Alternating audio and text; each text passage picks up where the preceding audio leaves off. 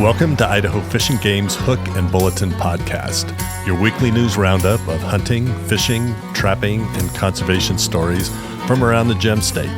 Hosted by Fish and Game's Public Information Specialist, Connor J. Lease. And welcome back to Idaho Fish and Game's Hook and Bulletin podcast.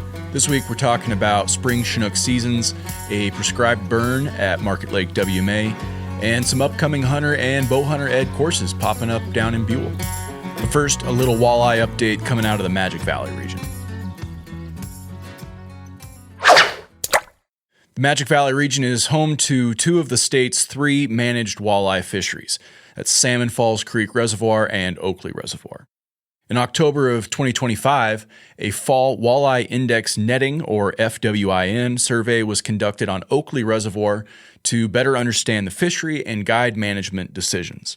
During the survey, 68% of walleye measured between 8 to 13 inches, 29% were between 14 and 20 inches, and 1% were 20 inches or bigger.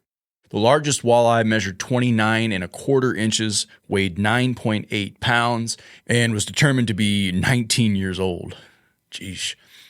These results showed an increase in larger fish since the last index netting survey in 2016, when 90% of walleye were between 18 to 13 inches, and only 5% were between 14 and 20 inches, and just one fish exceeded 20 inches, measuring 21 3/4 inches and weighing 4 pounds.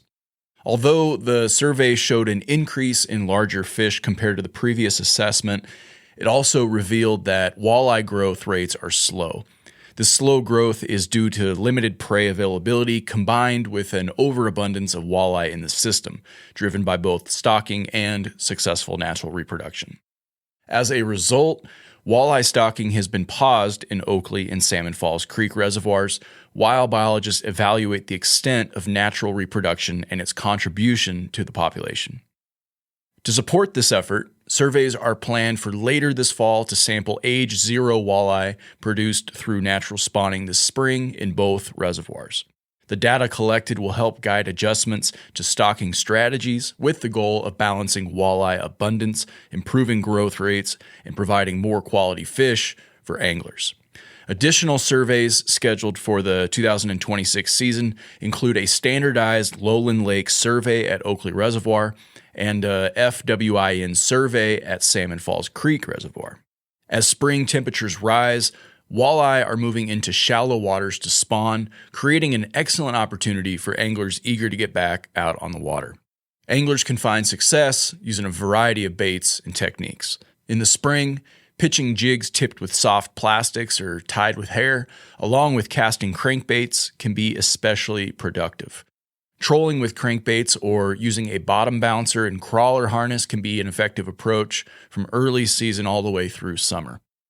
For more information about fishing opportunities in the Magic Valley region, go read Braden Lensing's article on our website, or you can contact the Magic Valley Regional Office at 208-324-4359. All right, here's some good news for you if you're down in Boise.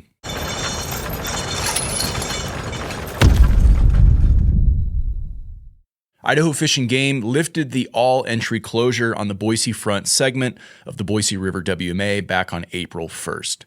The decision to lift the access closure roughly 2 weeks early comes in response to the recent warm weather and an exceptionally mild winter. Here's Regional Habitat Manager Brad Lowe. Given the winter we experienced and where deer and elk are currently distributed on the landscape, we feel that reopening the WMA early is the right decision. The intent of the access closure was to protect wintering big game animals, and that's largely been accomplished. As usual, roads on the WMA will remain closed to motorized access through April 30th, as will the Boise River WMA archery range. Users of the WMA are reminded that they must keep their dogs on leashes through April 30th. The portion of the Cornell segment north of Mayfield Road remains closed to all entry through April 14th. That's all on that. Be sure to hit the link in the show notes if you want to read Brian Pearson's full story. All right, moving on to spring Chinook. The Idaho Fish and Game Commission approved spring Chinook seasons to open on April 25th in the Snake River, Lower Salmon River, Little Salmon River, Main Stem Clearwater River, Middle Fork Clearwater River, North Fork Clearwater River, South Fork Clearwater River, and the Lochsaw River. Bag limits and days per week open to fishing will vary by river section. You can see the full spring Chinook seasons and rules information on our Chinook Fishing Rules webpage. Preseason run forecasts project enough hatchery salmon to provide sport fisheries in those rivers. The Chinook run is just starting, and as of March 24th, less than 100 fish have crossed Bonneville Dam, which is the first of 8 Columbia Snake River dams the fish cross before reaching good old Idaho. During the March meeting in Boise, the commission also authorized the Fish and Game Director to make an in-season adjustments to seasons if needed, based on the actual number of Chinook that return. The intent is to provide a quicker response if changes to the Chinook season are warranted based on the run size.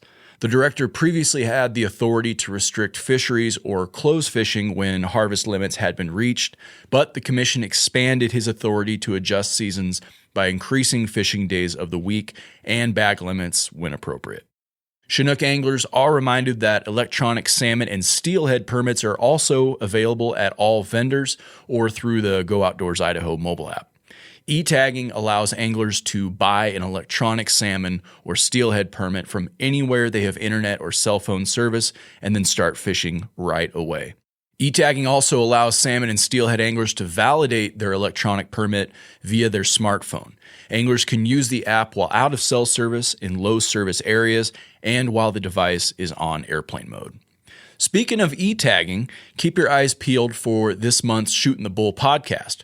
We're going to be rolling out a flashback interview with Chris Sullivan, our anadromous fisheries coordinator, as well as Tara Reichert, our Fish and Game license operations manager, to discuss e-tagging more in depth. So if e-tagging is still a little confusing, don't fret, we got you covered. That's all I got for top stories. Let's hit the rapid fire bulletin. The application period for moose, bighorn sheep, and mountain goat controlled hunts opens April 1st and runs through April 30th. Moose, sheep, and goat drawing results will be online in early June. Tag fees will be refunded to those who did not draw, but hunting license and application fees are non-refundable. In 2025, hunter success was 87% for moose. California bighorn sheep had 71% success, 81% success for Rocky Mountain bighorns, and 100% success for mountain goats. Idaho Fish and Game Upper Snake Region is working with the Bureau of Land Management to implement prescribed burns across a large portion of the Market Lake Wildlife Management Area, located in eastern Idaho, north of Roberts. The prescribed burn was expected to take place between March 31st and April 1st, but is subject to change depending on weather and fuel conditions. Much of the WMA will be closed to public access during the burn period. For everyone's safety, the public is asked to please obey all area closure signs and call the regional office if you have any questions. An instructor-led hunter and bowhunter combination course will be held the week of April 20th at the Buhl Church of Nazarene. This interactive course will certify students in both hunter and bowhunter education and is designed for youth 9 years of age or anyone new to hunting. Space is limited though, and advanced registration is required by registering online on Fish and Game's website or by visiting any Fish and Game regional office. That's all the news we have for this week. Super quick week. Thanks for putting an ear to Idaho Fish and Game's Hook and Bulletin. If there's something on your mind, or if you got a question related to Fish and Game matters, feel free to drop us a line at podcast@idfg.idaho.gov. Again, that's podcast@idfg.idaho.gov. Thanks for listening, folks. Catch you next week.